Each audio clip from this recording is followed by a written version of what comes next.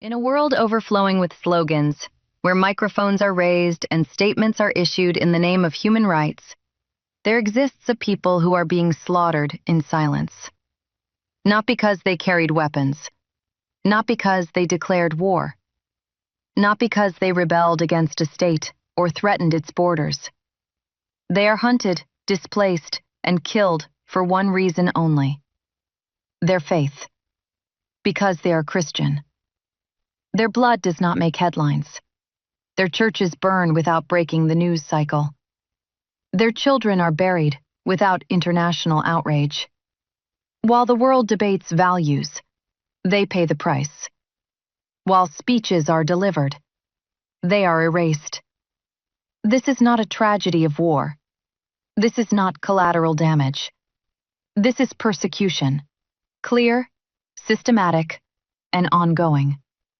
And the greatest crime of all is not just the killing, but the silence that surrounds it. Christianity in Nigeria. It is not merely a religion that is practiced, nor a ritual that is performed, nor a label written on an identity card. Christianity here is a story of resilience, a memory written in blood, a prayer whispered while fear stands at the door. Christianity entered Nigerian land centuries ago, not on the back of a tank, not under the protection of weapons, but through the word, through the school, through the hospital, and through people who chose to serve before they ever demanded anything in return. It grew and took root, deep in the south and the central regions, becoming an identity for millions, building, educating, healing, and planting life in a land long familiar with pain. Nigeria is not just a country on Africa's map. It is a religious fault line.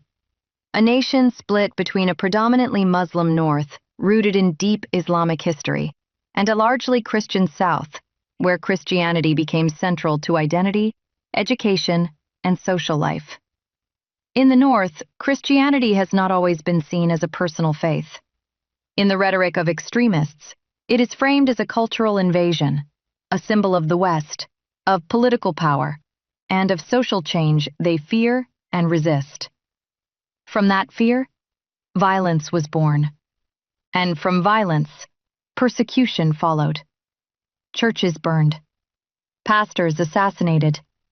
Christian villages erased from the map. Families forced to flee or to abandon their faith simply to survive. Groups like Boko Haram did not stop at rejecting education or the state.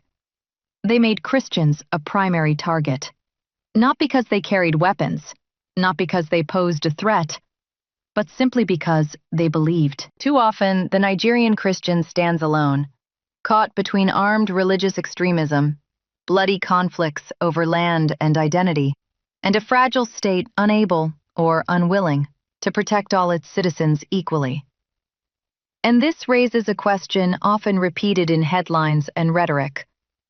Is Nigeria the largest Christian population within the so-called Islamic world? But the more honest and more urgent question is this: is Nigeria even an Islamic state at all?